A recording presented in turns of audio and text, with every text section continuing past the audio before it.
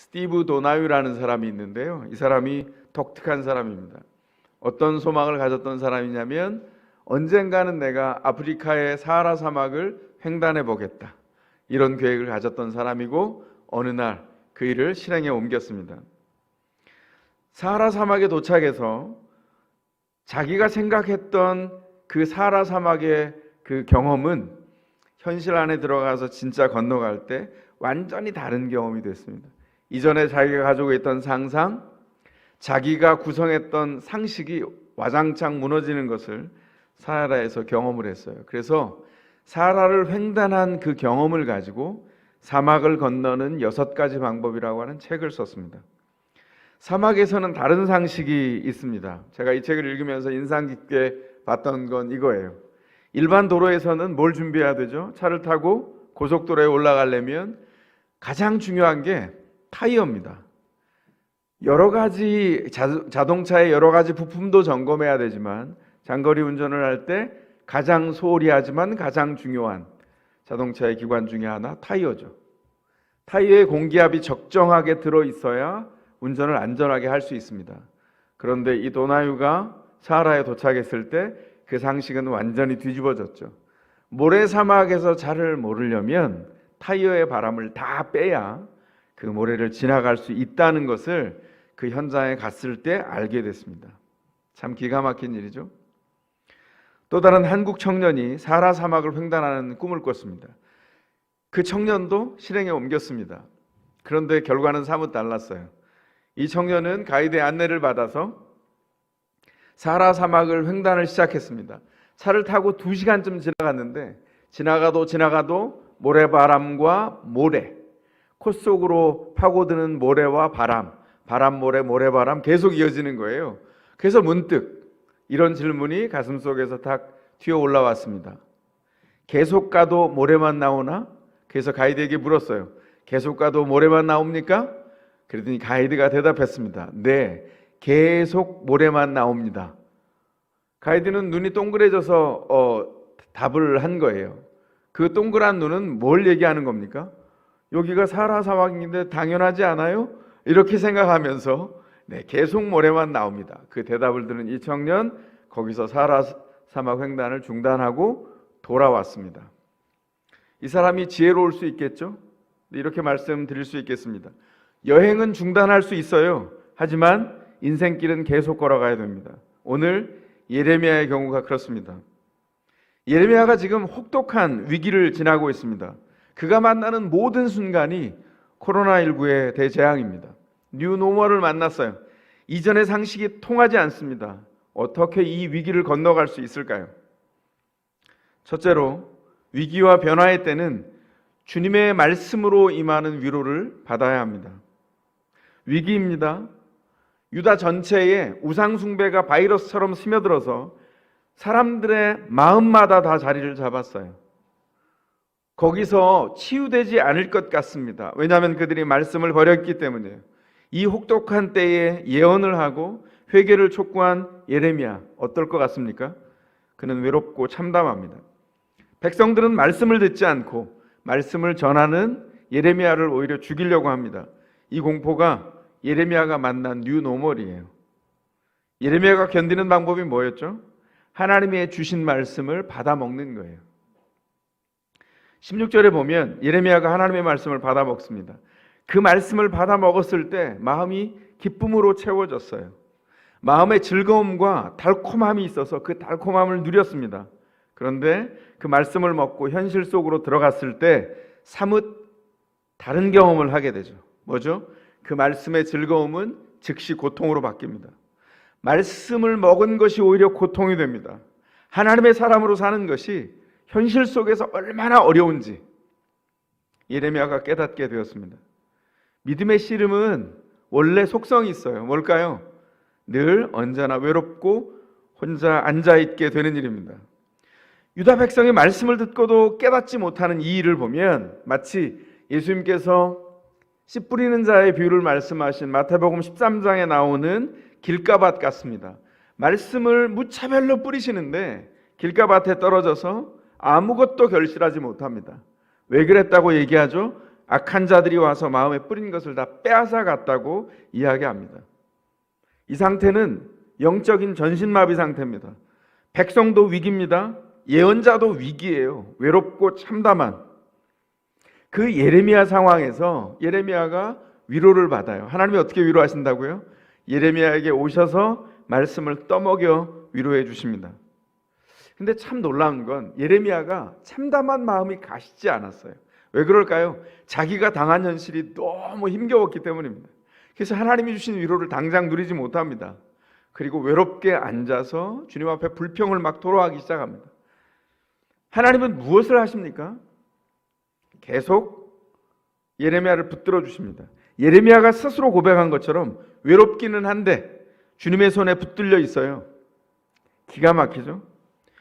만약에 주님의 손에 붙들려 있지 않고 그냥 혼자 외로워한다면 어떻게 될까요? 그런 경험 해보신 적 있으세요? 경험 안 해보셨으면 말을 하지 마세요. 그리고 경험 안 하신 분들은 제발 경험 안 하셨으면 좋겠습니다. 저도 한때 이런 적이 있어요. 외로워서 스스로 어찌할 수 없는데 감정이 튀어올라와서 감정이 기준이 돼서 제 삶을 판단하고 결정을 내립니다. 그러면 이 감정이 제 손을 붙들고 어디로 갈까요? 지하실로 끌고 가요. 다 지하실이 있는 거 아세요? 근데 지하실은 지하실만 있는 게 아닙니다. 끌려가면 제가 한 2번 말씀드렸죠? 밑에서 소리가 들립니다. 뭐지? 밑에서 말해요. 여기 문이 있다. 문 열어봐. 문 열면 지하 2층 나오고요. 또 내려가면 또 소리가 들려요. 3층, 4층, 5층 계속 내려갈 수 있어요. 문제가 뭔지 아세요? 머리가 자석 같아요. 중력의 지배를 받아서 머리가 땅에 처박힐 것처럼 힘이 듭니다. 1층 내려가면 올라오기가 너무 어려워요. 그런데 주님의 손에 붙들려 있다면 주님께서 새 마음을 주셔서 그를 일으켜 주실 기회가 남아 있습니다. 제가 어떻게 그 지하실에서 빠져나왔을까요? 주님께서 저를 붙들어 주심을 알고 제 의지를 발동해서 일어났습니다. 굉장히 고역이었어요. 물론 그 일은 하나님이 어떻게 역사하시는지를 깨닫는 놀라운 기회였습니다. 저는 그 전에 불만투성이었어요. 예레미야처럼 불평을 토해냈던 것 같아요.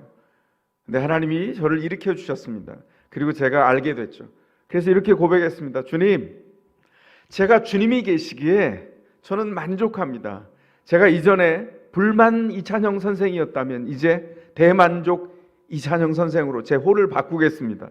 농담처럼 그렇게 일어났던 세월이 있었습니다. 이 예레미야로부터 약 700년 후에 이 비슷한 경험을 한 사람이 있어요. 누굴까요? 사도 요한입니다. 그가 요한계시록 10장 9절 10절에서 이렇게 말씀합니다. 내가 천사에게로 가서 그 작은 두루마리를 달라고 하니 그는 나에게 말하기를 이것을 받아 먹어라. 이것은 너의 배에는 쓰겠지만 너의 입에는 꿀같이 달 것이다 하였습니다. 나는 그 천사의 손에서 그 작은 두루마리를 받아서 삼켰습니다. 그것은 내 입에는 꿀같이 달았으나 먹고 나니 뱃속은 쓰라렸습니다. 기가 막힌 경험이죠. 사도 요한이 왜 요한계시록을 썼죠? 왜냐하면 로마 제국의 박해가 너무 심해져서 그 제국 안에서 신자로 사는 게 너무 어려워졌습니다. 뉴 노멀이 도착한 거예요. 황제를 신으로 섬기지 않으면 불이익을 당하거나 사형을 당할 수 있는 목숨의 위협을 받는 우상 숭배를 하지 않으면 살 수 없는 사회가 도래한 겁니다. 어떻게 됐을까요? 이런 위기를 만난 교회의 유일한 위로가 있는데 그것은 살아계신 하나님과 그 하나님의 말씀이었습니다. 이 책을 받아 먹어라. 말씀은 그냥 읽는 게 아닙니다. 말씀은 먹는 거예요. 왜 그렇죠? 이 말씀이 우리의 양식이 되기 때문입니다. 가장 어려운 때에 말씀을 받아 먹으라 하셔서 그 말씀을 먹었더니 그는 완전히 다른 세계를 경험합니다. 요한이 말씀을 받아 먹고 이 말씀의 영향력이 자기의 신경의 말단들에 도착합니다. 이 말씀의 영향력이 뇌의 뉴런들을 충돌하고 부딪혀서 뉴런들이 살아나기 시작해요. 이 말씀의 영향력이 양식이 되어서 심장을 뛰게 합니다. 자기의 반사작용에 상상력 속에 말씀이 침투합니다. 사도 요한이 이 위기를 사는 신자들을 어떻게 위로했습니까? 사도 요한도 우리와 똑같은 성정을 가진 사람이에요. 어떻게 위로했다고요? 그가 먼저 하나님의 말씀을 먹고 하나님을 누렸기에 하나님께 위로를 받아서 위로를 줄 수 있었습니다. 위로를 받아야 위로할 수 있어요. 근데 그 위로는 감정을 통한 위로가 아닙니다. 어떤 따뜻한 어떤 영향력이 아니에요. 그 위로는 하나님의 말씀으로부터 하나님의 사람들에게 주어집니다. 교회는 이 위로를 통해서 계속해서 세워져 갔고, 하나님의 사람은 먼저 이 말씀을 통하여 위로를 받아서 그 다음 사람에게 이 위로를 전달해 주었습니다. 이것이 영적인 원리입니다. 두 번째로, 위기와 변화의 때에 기도에 응답하시는 하나님의 능력에 눈 떠야 합니다. 빠른 변화의 시기에 위기가 옵니다. 그때 기억할 일이 있어요. 뭐죠? 변치 않는 하나님이 다스리고 계신다. 위기의 때 가장 많은 게 뭔지 아십니까? 염려거리예요. 위기를 만나면 새로운 장면을 계속 맞닥뜨리는데 그것은 해석되지 않기 때문에 즉시 염려거리로 다 바뀝니다. 이럴 때 하나님의 통치를 어떻게 만나죠? 교회에 늘 통용되는 관용어가 있죠. 그게 뭐죠? 관용적으로 쓰여지는 표현. 기도하겠습니다. 누군가가 얘기하면 기도하겠습니다라고 대답하는 거예요. 여러분도 쓰시지 않습니까? 저도 엄청 많이 썼습니다. 그러다 어느 날 깨달았어요. 아, 내가 기도하겠습니다 해놓고 기도하지 않는구나. 제가 기억력이 좋은 편인데 돌아서서 잊어버리더라고요. 그래서 습관을 바꿨습니다. 기도하겠습니다라고 대답하면 즉시 5분 정도의 시간을 내서 그 제목을 놓고 먼저 기도하는 거예요. 다른 기도 시간 외에. 안 그러면 그 기도 까먹습니다. 그런데 그렇게 기도하면 기도 시간을 이어서 기도할 수 있어요. 이 관용적인 표현이 된 기도하겠습니다. 이 정도의 표현 가지고는 기도의 능력을 체험할 수 없습니다. 이런 기도로는 하나님의 은혜를 누릴 수 없어요. 위기는 어떤 때입니까? 기도할 때예요. 예레미야가 말씀을 먹고 현실 안에서 그 배가 썩습니다. 복통을 느껴요. 고통스럽습니다. 말씀의 달콤함이 현실 안에 들어갈 때 그 일이 잘 작동하지 않는다는 것을 경험합니다. 그때 어떻게 되죠? 하나님께 나아가 기도합니다. 예레미야의 기도는 말씀을 달게 먹은 사람이 현실 안에서 하나님께 순종하려고 채워가다가 부딪혔을 때, 그 위기를 만났을 때 드려진 굉장히 깊은 차원의 기도입니다. 우리 모두가 그 깊은 차원의 기도로 들어갈 수 있었으면 좋겠습니다. 거기 하나님이 예비하신 복이 있기 때문입니다. 18절에 뭐라고 기도하죠? 어찌하여 저의 고통은 그치지 않습니까? 어찌하여 저의 상처는 낫지 않습니까? 주님께서는 흐르다가 마르고 마르다가도 흐르는 여름철의 시냇물처럼 도무지 믿을 수 없는 분이 되셨습니다. 이렇게 기도하고 있어요. 세 번역이 기가 막힙니다. 흐르다가 마르고 마르다가 흐르는 여름철 시냇물, 이게 뭘까요? 마치 이런 거예요. 이렇게 기도하고 있는 겁니다. 예레미야의 기도 속에 하나님은 어떤 분이냐면, 어떤 사람이 여행을 하다가 사막을 만났습니다. 걸어가다가 저기 오아시스가 보인다. 그래서 막 뛰어갔는데 가보니까 물이 넘쳐나는 게 아니라 흰그루에 불과했다는 것이죠. 거기도 모래가 풀풀 날리고 있어요. 물 한 방울도 없습니다. 마치 하나님은 생수의 근원이라고 하시더니 내가 필요한 때에 가봤더니 흐르다가 마르고 마르다가 흐르는 여름철 시냇물, 이게 뭐죠? 이스라엘에는 여름철 우기가 되면, 비가 내리면 그때만 흐르는 시냇물이 있어요. 이거 우리 배웠죠? 와디라고 하죠. 와디. 나머지 비가 오지 않는 계절에는 물이 흘러간 흔적만 남아있는 시냇물이에요. 가봤더니 흔적만 있고 아무것도 없다는 거예요. 주님은 생수의 근원이시라고 말씀하셨는데 저한테 부도수표 같습니다. 이렇게 지금 대답하고 있는 겁니다. 이거 하나님께 대드는 기도 아닙니까? 이쯤 되면 마음이 바닥에 있는 겁니다. 이런 기도 해도 될까요? 예, 가능합니다. 기도가 이런 것이에요. 그런데 기억할 게 있어요. 이 기도는 하나님께 나아가서 질문하는 사람만 받을 수 있는 특권이에요. 옛날에 제가 그렸던, 기억컨대 제 사촌 동생이 야단을 맞는 방법 같은 거죠.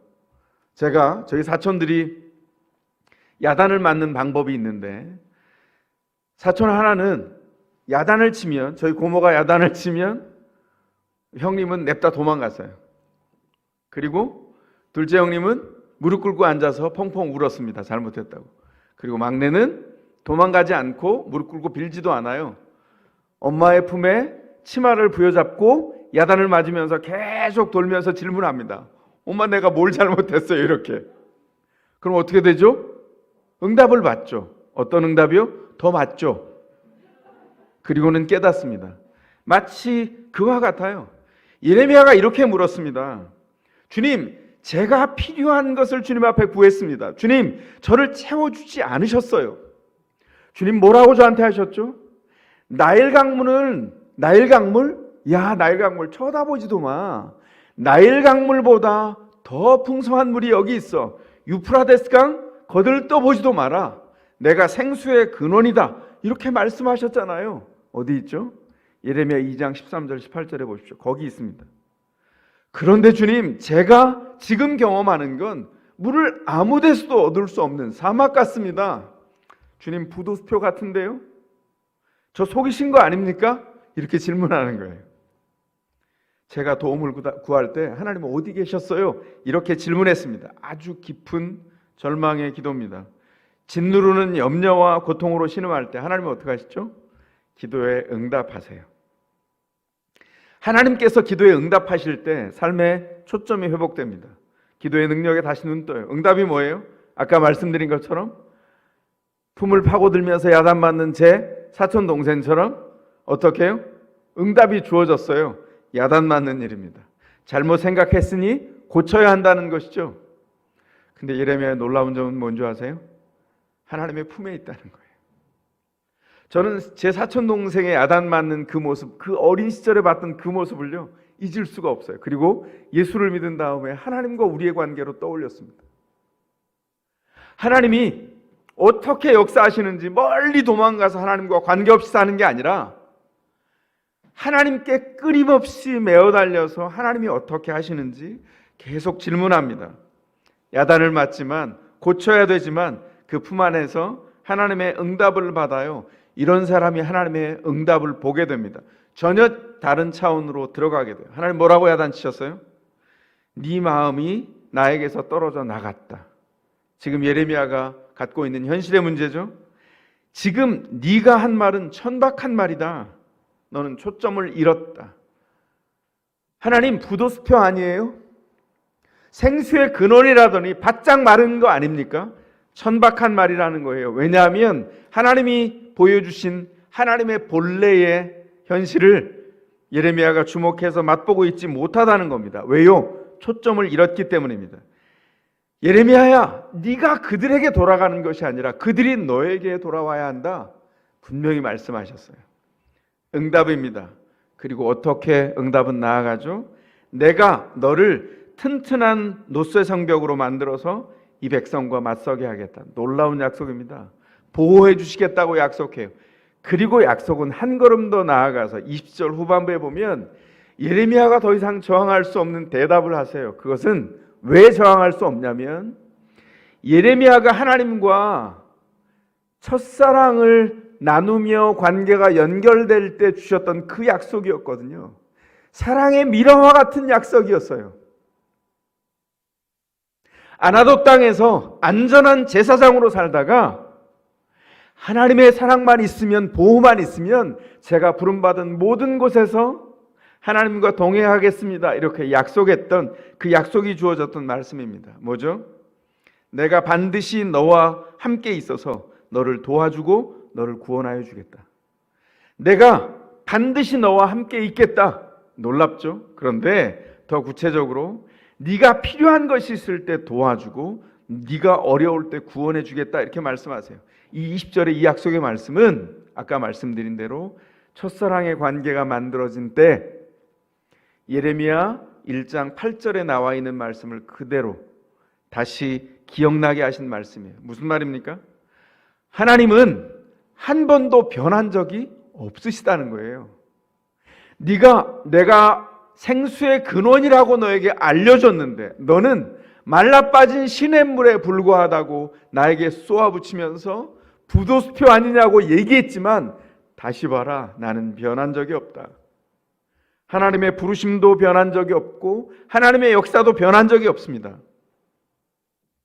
하나님은 언제나 마르지 않는 생수의 근원이었다는 거예요.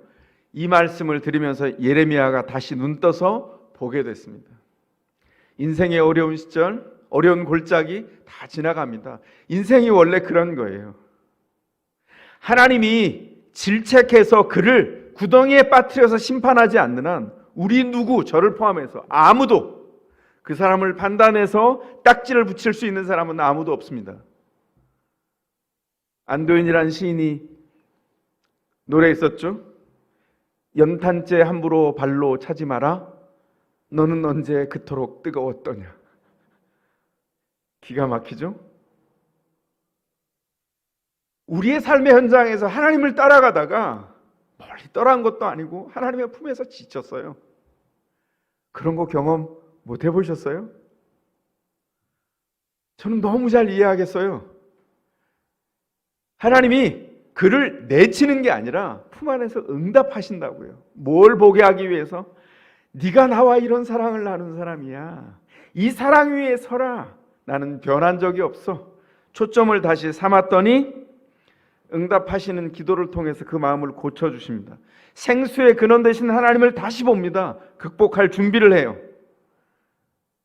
이런 하나님 앞에서 건성으로 드리는 기도는 설 자리 자체가 없습니다. 관용으로 드리는 기도하겠습니다, 이런 입에 발린 말은, 이런 부도수표는 남발할 곳조차가 없어요. 하나님은 현실 안에서 역사하시고 마치 수도를 들면 물이 콸콸콸 쏟아지는 것처럼 주님께 연결하는 생활은 생수의 근원에서 생명수를 맛보는 생활이에요. 생명수를 맛본다는 것이 문제가 해결된다는 뜻은 아닙니다. 기도의 응답은 문제 해결이 아니라 하나님을 만나는 거예요. 하나님을 만나서 하나님과 함께 있는 겁니다. 기도를 발견하면 마법처럼 위기와 염려가 사라진다? 이런 건 성경의 세계에 없어요. 사람들이 이렇게 얘기합니다. 성경의 세계는 뜬구름 잡는 세계다. 부도수표를 안 바라는 세계다. 왜 그런 줄 아세요? 사람들이 남용하고 잘못 사용했기 때문입니다. 성경의 세계는 그렇게 얘기하지 않아요. 진짜 성경의 세계에 들어가잖아요.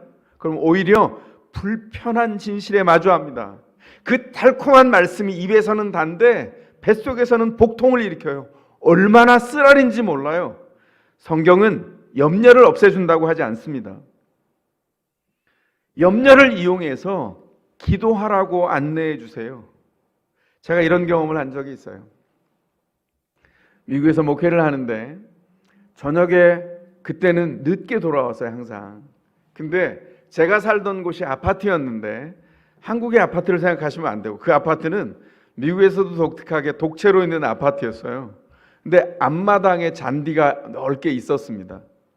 그런데 아파트 주인이 중국 사람인데 돈을 아끼겠다고 그 스프링클러 수도관을 잘라버렸어요. 여름에 36도, 37도의 떼약볕이 내려지는 캘리포니아에서 어떻게 됐을까요? 그 잔디는 노랗게 말라 죽었죠. 옆집, 앞집 다 푸르고 푸른 잔디가 자라는데 너무 창피한 거예요. 그래서 저녁에 30분에서 40분, 12시 태양볕이 물러갔을 때 12시쯤 돼서 제가 줄 수 있는 시간이 그때밖에 없었어요. 30분에서 40분을 제가 저 뒤에 주차장에서 긴 호수를 끌어다가 물을 틀어놓고 물을 콸콸콸 줬습니다. 주면서 제가 어떻게 했을까요? 30분, 40분 긴 시간이잖아요. 긴 시간 동안 하나님, 마치 여기 바짝 메마른 이 잔디가, 노랗게 메마른 잔디가 우리 교회 성도님, 우리 김 집사님 같습니다. 지금 곤고한 때를 건너가는데 주님, 회복의 시간을 주십시오. 지금 앞에 가로막혀서 사업 때문에 이러는데 응답해 주십시오. 그렇게 다 기도하면서 모든 구석구석을 콸콸콸콸 계속 물을 줬어요. 제가 얼마 동안 줬을까요? 한 달을 줬습니다. 근데 눈 하나 깜짝하지 않고 파란 새싹 하나가 올라오지를 않아요. 어떻게 된 거지? 이러고 있는데 캘리포니아의 여름에는 건기기 때문에 비가 안 와요. 그런데 그때 놀랍게도 밤새도록 소나기가 왔어요. 들어가서 새벽 1시쯤 됐는데 후두구둑 떨어지는데 이 빗줄기가 장난이 아닌 거예요. 비가 오네. 이러다 말겠지. 새벽에 눈을 떴는데 밤새 비가 왔어요. 어떤 일이 생겼을 것 같으세요? 문을 열었는데요, 그 노랗게 말라 비틀어진 잔디밭이 여기저기서 파란 새싹들이 움터서 올라오더라고요. 그때 제가 머리를 한 대 얻어맞는 것 같았습니다. 그리고 제가 일기에 이렇게 썼어요. 하나님이 물 주시면 아무것도 아닌 나의 물 주기. 이렇게 썼습니다. 제가 한 달 동안 애써서 그 일이 이루어지기를 바라면서 수고하고 노동했는데 아무것도 이루어지지 않았는데 하나님이 한 번 비를 내리시니 새싹이 움트기 시작하더라고요. 그날이 제가 제 인생에서 중요한 하나의 초점을 바꾸는 시간이 됐습니다. 뭘까요? 내가 애쓰는 것보다 하나님이 일하심이 무엇인지를 발견하게 됐습니다. 하나님이 뭐라고 교훈하셨죠? 내가 기른다, 내가 지킨다, 이렇게 말씀하셨어요. 내가 돌본다. 하나님이 돌보시는군요. 네. 마음이 얼마나 편안해졌는지 모릅니다. 내가 내 감정으로 낙담하거나 이게 이루어져야 되는데 아닌데 이렇게 생각했던 것 그냥 근본적으로 내려놨어요. 근데 이건 누가 경험하는 거죠? 나의 물주기로 애쓴 사람만 하나님의 물주기의 교훈을 경험할 수 있어요. 하나님 앞에서 씨름하셨습니까? 이제 여기서 끝날 때가 아니라 이제 하나님의 물주기를 경험할 때예요. 하나님이 은혜로 한 번 내리셔서 우리의 토양을 바꿔주시면 우리가 아무리 노력해도 되지 않았던 그 일이 새싹이 움트기 시작합니다. 우린 무엇을 따라가야 될까요? 제가 성도들을 걱정하고 기도하는 것 이제 그때 제가 졸업했어요. 지금도 계속 기도하지만 걱정하며 기도하지 않습니다. 하나님이 이루실 날을 바라봐요. 자녀들을 바라볼 때도 그렇지 않습니까? 자녀들을 키우면서 이런 기대하세요. 요놈 잘 커서 언제가 혜택 봐야지. 이런 부모님 계세요? 그건 사랑이 아니죠. 뭘 하죠? 어떻게든 이 아이에게 하나님의 은혜가 임하기를 바라지만 그건 우리가 보지 않아도 괜찮습니다. 하나님의 일하심이 은혜의 물주기로 주어지면 아이들은 이 땅에서 상상 못할 아이로 클 거예요. 믿음 안에서. 참 놀랍죠? 전 그때 얼마나 마음의 평안을 누렸는지 모릅니다. 하나님이 물 주시는구나. 하나님이 돌보시는구나. 제 감정을 따라가지 않고 하나님을 따라가는 첫 길이 됐어요. 하나님이 뭐라고 교훈하십니까? 우리의 감정을 따라가지 말고 하나님을 따라가야 한다는 겁니다. 그게 하나님의 은혜로 인하여 살아가는 신자의 길입니다. 염려와 기도 사이에는 긴밀한 연결고리가 있어요. 뭐죠? 사도 바울이 그래서 그 긴밀한 연결고리에 대해서 기도를 가르치면서 빌립보 교회에게 이렇게 권면하는 내용이 있습니다. 빌립보서 4장 6절 아무것도 염려하지 말고 모든 일에 오직 기도와 간구로 하고 여러분이 바라는 것을 감사하는 마음으로 하나님께 아뢰십시오. 바울이 교회에게 그렇게 권면합니다. 염려하지 말고 오직 기도와 간구로 바라는 것을 감사한 마음으로 아뢰래요. 먼저 감사를 가불해서 받으세요. 하나님이 이루어질 것을 믿고 감사합니다. 이 뒤에 너는 특별하단다. 이게 어제 학교의 행사 때문에 오늘만 여러분이 보게 될, 화면에서 보시는 분들은 깜짝 놀랐을 거예요. 저 뒤에가 뭘까? 아이들의 손이에요. 아이들을 바라보면서 제가 학교 사역에서 배운 게 뭔 줄 아세요? 저는 아이들의 미래에 파송된 현장에서 어떤 열매를 맺을지 전 그거 안 봐도 괜찮습니다. 믿음으로 먼저 봐요. 그런데 주님이 확실히 이루실 것을 분명히 믿습니다. 아이들은 자기 몫을 할 뿐만 아니라 하나님이 이루실 것을 분명히 해낼 거예요. 왜요? 우리가 기도하지 않습니까? 하나님이 응답하시지 않습니까? 그 응답은 분명하고 생수의 근원으로부터 아이들에게 분명하게 역사할 것이기 때문입니다. 그래서 우리가 하나님께서 우리에게 허락하신 것들을 붙들고 우리의 삶에 들어갈 때 바울의 교훈을 들어야 돼요. 바울은 왜 이렇게 권면했을까요? 성도들이 예수를 믿고 살아가는 그 삶의 현장에 염려거리가 항상 있다는 것을 사도 바울도 알았어요. 염려가 있을 때 어떻게 하라고요? 그 염려를 우리의 의지로 쫓아낼 수 없습니다. 그렇지만 우리는 그 염려를 기도하라고 하는 시작 신호로 바꾸어낼 수는 있어요. 파블로프의 개 알죠? 밥을 주면서 종을 딸랑딸랑 쳤더니 나중에는 밥을 안 줘도 종만 딸랑딸랑 울려도 밥이 있는 것처럼 침을 막 흘렸다는 거 아니에요? 파블로프의 개처럼 훈련돼야 돼요. 염려가 우리 삶을 딸랑딸랑 종을 치면 우리는 기도로 들어가야 되는 겁니다. 염려는 하나님께 가지고 나가야 될 기도의 신호예요. 우리가 할 일은 하나님께 가지고 나가는 일밖에 없습니다. 염려가 있으면 걱정하는 게 아니라 기도로 나아가는 것이죠. TV에서 유명한 명언 있잖아요. 기억하세요? 걱정을 해서 걱정이 없으면 걱정이 없겠네. 기가 막히죠? 걱정을 해서 걱정이 없으면 걱정이 없겠네. 걱정이 걱정을 소멸시킬 수 없습니다. 하나님만 그 일을 하세요. 염려거리가 있으면 걱정으로 가는 것이 아니라 염려를 기도로 전환해내는 일, 신자인 우리가 하나님 앞에서 해야 할 일입니다. 이것이 코로나19의 위기에도 변함없는 영적인 원리입니다. 염려하는 마음은 가라앉을 수도 있고 그대로 있을 수도 있어요. 그러나 반드시 우리가 할 일이 있습니다. 뭐죠? 염려가 우리 인생의 주인인 양 우리 마음의 안방을 차지하고 앉아서 주인 노릇하려고 할 때, 감정이 우리 삶을 판단하려고 할 때 거기에 지지 않고 그 감정을 몰아내는 거예요. 염려를 몰아내는 겁니다.